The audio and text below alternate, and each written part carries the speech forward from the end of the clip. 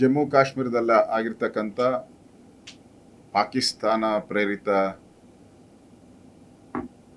ಭಯೋತ್ಪಾದನಾ ಕೃತ್ಯವನ್ನು ಕರ್ನಾಟಕ ಬಿಜೆಪಿ, ಕರ್ನಾಟಕದ 7 ಕೋಟಿ ಕನ್ನಡಿಗರು ಇದನ್ನು ನಾವು ಖಂಡಿಸ್ತಾ ಇದ್ದೀರಿ.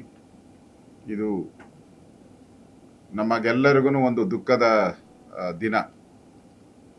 ಪ್ರಧಾನಿ ನರೇಂದ್ರ ಮೋದಿಯವರು ಕಾಶ್ಮೀರವನ್ನು 370 ಆರ್ಟಿಕಲನ್ನು ತೆಗೆಯುವ ಮುಖಾಂತರ ಅಲ್ಲಿ ಶಾಂತಿಯನ್ನು ನೆಲೆಸಿ ಅಲ್ಲಿನ ವ್ಯಾಪಾರ ಚಟುವಟಿಕೆ, ಟೂರಿಸಂ ಇವಕ್ಕೆಲ್ಲದಕ್ಕೂ ಕೂಡ ಉತ್ತೇಜನ ಕೊಟ್ಟಿದ್ದರು. ನಾನು ಕೂಡ ಅಲ್ಲಿ PSC ಚೇರ್ಮನ್ ಇದ್ದಾಗ 10 ದಿನಗಳ ಕಾಲ ನಾನು ಹೋಗಿದ್ದೆ, ಕಳೆದ ಎರಡು ವರ್ಷದ ಹಿಂದೆ. ಆ ಸಂದರ್ಭದಲ್ಲಿ ವ್ಯಾಪಾರ ವಹಿವಾಟು ಎಲ್ಲ ಕೂಡ ಭಾಳ ಒಳ್ಳೆಯ ರೀತಿ ಶಾಂತಿಯಿಂದ ಇತ್ತು.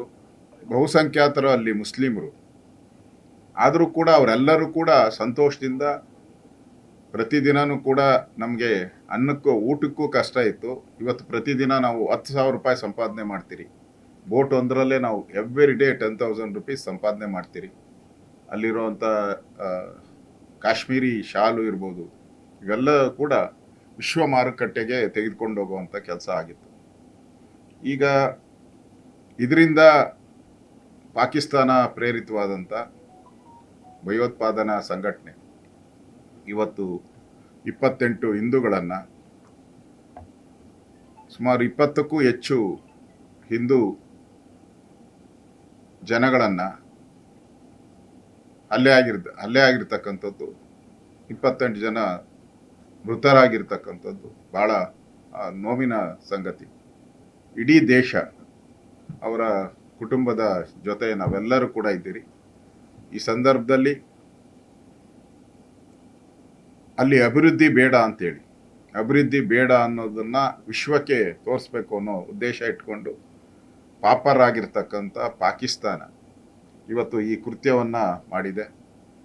ಅಲ್ಲಿ ವಿಶೇಷವಾಗಿ ಪ್ರವಾಸೋದ್ಯಮದ ಒಂದು ತವರೂರು ಥರ, ಅದು ಇಡೀ ಭಾರತಕ್ಕೆ ಒಂದು ಮಿನಿ ಸ್ವಿಟ್ಜರ್ಲ್ಯಾಂಡ್ ಥರ ಅಂತ ಹೇಳ್ತಾರೆ.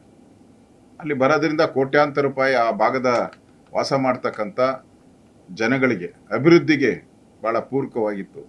ಈಗ ತಾನೇ ನರೇಂದ್ರ ಮೋದಿಯವರು ಅಲ್ಲಿ ಸಾವಿರಾರು ಕೋಟಿ ಅಭಿವೃದ್ಧಿ ಕಾರ್ಯಗಳ ಉದ್ಘಾಟನೆಯನ್ನು ಮಾಡಿದರು. ಭಾಳ ಶಾಂತಿಯಿಂದ ಇತ್ತು.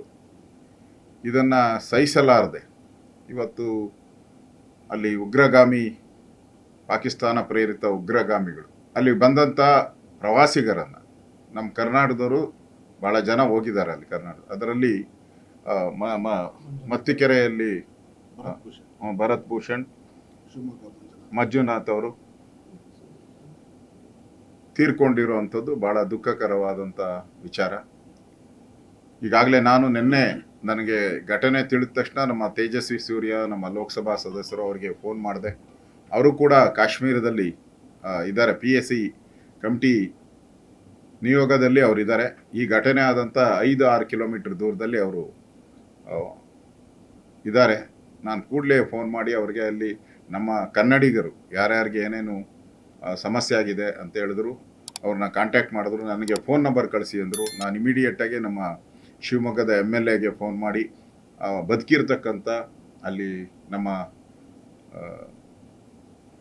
ಕನ್ನಡಿಗರಿಗೆ ಅವ್ರ ಫೋನ್ ನಂಬರ್ ಕೊಟ್ಟು ಅವ್ರ ಜೊತೆ ಮಾತಾಡಿಸಿ ಅವರಿಗೆ ಸಾಂತ್ವನ ಹೇಳಿರೋದು, ಮತ್ತು ಅಲ್ಲಿ ಏನು ಸಹಾಯ ಬೇಕಾದರೂ ಮಾಡ್ತೀನಿ ಅಂತ ನಮ್ಮ ತೇಜಸ್ವಿ ಸೂರ್ಯರು ಹೇಳಿದ್ರೆ. ಆದರೆ ನಾನು ಈಗ ನಮ್ಮನ್ನು ಅಲ್ಲಿ ಹೋಗಿ ಬಿಡ್ತಾ ಇಲ್ಲ, ಆದರೆ ನಾನು ಅಲ್ಲಿಗೆ ಹೋಗ್ತೀನಿ ಅನ್ನೋ ಮಾತನ್ನು ಹೇಳಿದ್ದಾರೆ. ಕೂಡಲೇ ನಾವು ರಿಯಾಕ್ಟ್ ಮಾಡೋವಂಥ ವ್ಯವಸ್ಥೆಯನ್ನು ನಾವು ಮಾಡಿದ್ದೀರಿ. ಇದೆಲ್ಲ ನೋಡ್ತಾ ಇದ್ದರೆ ಈ ಭಯೋತ್ಪಾದಕರ ಕೃತ್ಯ ಬಂದಾಗ ಅಲ್ಲಿ ನೀವು ಹಿಂದೂಗಳ ಅಂತೇಳಿ ಹಿಂದೂಗಳನ್ನೇ ಹುಡುಕಿ ಹೊಡೆದಿದ್ದಾರೆ. ಅಲ್ಲಿ ಮುಸ್ಲಿಮರು ಇದ್ದರು, ವ್ಯಾಪಾರ ಮಾಡೋರಂಥ ಮುಸ್ಲಿಮರು, ಅವ್ರನ್ಯಾರನ್ನೂ ಮುಟ್ಟಿಲ್ಲ. ಹಿಂದೂ ಅನ್ನೋ ಒಂದೇ ಒಂದು ಪದ ಹುಡುಕಿ ಆ ಹಿಂದೂಗಳ ಮೇಲೆ ಹಲ್ಲೆ ಮಾಡಿರ್ತಕ್ಕಂಥದ್ದು ಇದು ಸ್ಪಷ್ಟವಾಗಿ ಚಿತಾವಣಿ ಇದ್ದೇ ಇದೆ. ಲೋಕಲಲ್ಲಿ ಅವ್ರಿಗೆ ಬೆಂಬಲ ಕೊಟ್ಟಿರುವಂಥದ್ದು ಇದೆ. ಈ ಥರ ಸ್ಲೀಪಿಂಗ್ ಸೆಲ್ಸು ನಮ್ಮ ಕರ್ನಾಟಕದಲ್ಲೂ ಸ್ಲೀಪರ್ ಸೆಲ್ಸು ಭಾಳ ಇದೆ. ಬಾಂಗ್ಲಾದೇಶದಿಂದ ಬಂದಿರೋರು, ಪಾಕಿಸ್ತಾನದಿಂದ ಬಂದಿರೋರು, ನಮ್ಮ ಬೆಂಗಳೂರಲ್ಲೂ ಇದೆ. ಅವ್ರಿಗೆ ಬಂದ ತಕ್ಷಣ ಅವ್ರಿಗೆ ಬಿರಿಯಾನಿ ಕೊಟ್ಟು ಅವ್ರಿಗೆ ವೋಟರ್ ಲಿಸ್ಟು, ಆಧಾರ್ ಕಾರ್ಡು ಇವೆಲ್ಲ ಮಾಡಿಕೊಡುವಂಥ ದೊಡ್ಡ ದಂಧೆನೇ ಇದೆ. ಇದಾಗಲೇ ವಿಧಾನಸಭೆಯಲ್ಲೂ ನಾವು ಪ್ರಸ್ತಾವ ಮಾಡಿದಿರಿ ಇದನ್ನು ನಾವು ಎಚ್ಚರಿಕೆ ಗಂಟೆ ಇಲ್ಲಿ. ಹಿಂದೂಗಳನ್ನೇ ಹುಡುಕಿ ಟಾರ್ಗೆಟ್ ಮಾಡ್ತಾರೆ ಅಂತ ಹೇಳಿದ್ರೆ ಅವರ ಕೃತ್ಯ ಭಾರತದ ಮೇಲಲ್ಲ ಅವ್ರದ್ದು. ಅವರು ಹಿಂದೂಗಳನ್ನು ಟಾರ್ಗೆಟ್ ಮಾಡಿದ್ದಾರೆ. ಹಿಂದೂಗಳೇ ಅವರ ಟಾರ್ಗೆಟ್. ಇದನ್ನ ದೇಶದ ಜನ, ರಾಜ್ಯದ ಜನ ಅರ್ಥ ಮಾಡ್ಕೊಬೇಕು.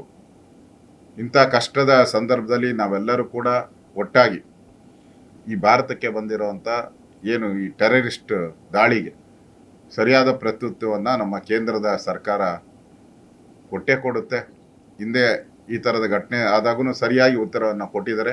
ಇವತ್ತು ನಾವು ಪ್ರಪಂಚದಲ್ಲೇ ಒಂದು ಬಲಾಢ್ಯ ಸೈನ್ಯವನ್ನು ಹೊಂದಿರತಕ್ಕಂಥ ದೇಶ.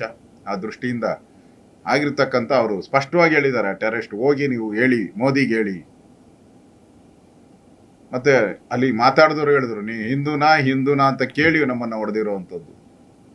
ಇದನ್ನು ನೋಡಿದ್ರೆ ಇದು ಹಿಂದೂ ಧರ್ಮದ ಬಗ್ಗೆ ಅವ್ರಿಗೆ ಇರ್ತಕ್ಕಂಥ ವಿರೋಧ ಸ್ಪಷ್ಟವಾಗಿ ಕಾಣ್ತಾ ಇದೆ.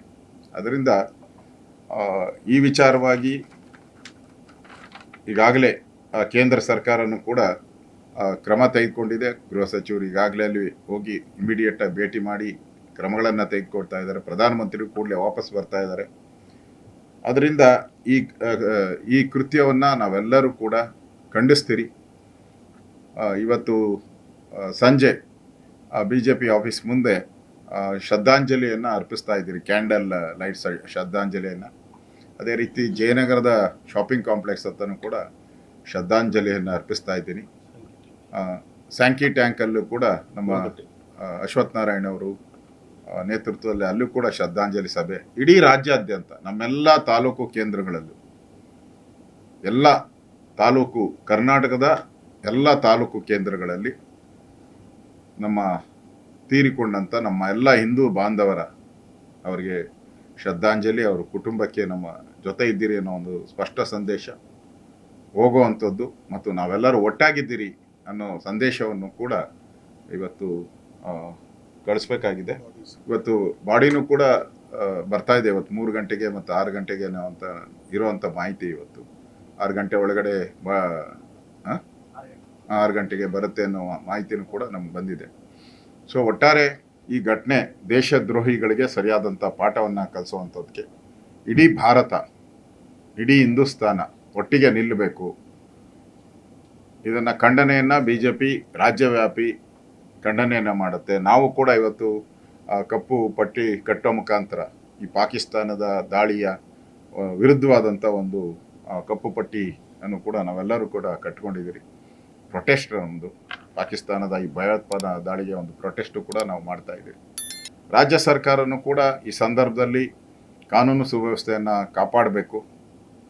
ಮತ್ತು ಎಲ್ಲೆಲ್ಲಿ ಸ್ಲೀಪರ್ ಸೆಲ್ಸ್ ಇದೆ ಕರ್ನಾಟಕದಲ್ಲಿ ಆ ಸ್ಲೀಪರ್ ಸೆಲ್ಸ್ ಬಗ್ಗೆ ಗಮನವನ್ನು ಕೊಡಬೇಕು. ಮತ್ತು ಯಾರ್ಯಾರು ಭಯೋತ್ಪಾದಕರು ಬೇಲ್ ಮೇಲೆ ಆಚೆ ಬಂದಿದ್ದಾರೆ, ಹಿಂದೆ ಭಯೋತ್ಪಾದನಾ ಚಟುವಟಿಕೆ ಇವೆಲ್ಲ ಮಾಡಿದಂಥ ಬೇಲ್ ಮೇಲೆ ಆಚೆ ಬಂದಿರತಕ್ಕಂಥವ್ರನ್ನೂ ಕೂಡ ಕೂಡಲೇ ಅವ್ರನ್ನ ನಿಗಾ ವಹಿಸಬೇಕು. ಮತ್ತು ಅವ್ರನ್ನ ಕೂಡಲೇ ಪೊಲೀಸರು ವಶಕ್ಕೆ ತೆಗೆದುಕೊಳ್ಬೇಕು. ಇವೆಲ್ಲನೂ ಕೂಡ ರಾಜ್ಯ ಸರ್ಕಾರದ ಕರ್ತವ್ಯನೂ ಕೂಡ ಇದೆ, ಅದನ್ನು ಮಾಡಬೇಕು. ಒಟ್ಟಾರೆ ಇಡೀ ದೇಶ ಇವತ್ತು ಒಟ್ಟಾಗಿ ಈ ಭಯೋತ್ಪಾದನಾ ಕೃತ್ಯವನ್ನು ಎದುರಿಸುವಂಥದ್ದು ಮತ್ತು ಇದನ್ನು ಖಂಡಿಸುವಂಥ ಕೆಲಸವನ್ನು ನಾವೆಲ್ಲರೂ ಕೂಡ ಮಾಡ್ತಾ ಇದ್ದೀರಿ. ನಾನು ಅವರ ತೀರ್ಕೊಂಡಂಥ ಎಲ್ಲ ನಮ್ಮ ಬಾಂಧವರಿಗೆ, ಅವರ ಕುಟುಂಬಕ್ಕೆ ಈ ದುಃಖವನ್ನು ಭರಿಸುವಂಥ ಶಕ್ತಿ ಭಗವಂತ ನೀಡಲಿ ಅಂತ ಆ ಭಗವಂತನಲ್ಲಿ ಪ್ರಾರ್ಥನೆಯನ್ನು ಸಲ್ಲಿಸ್ತಾ ಇದ್ದೀನಿ.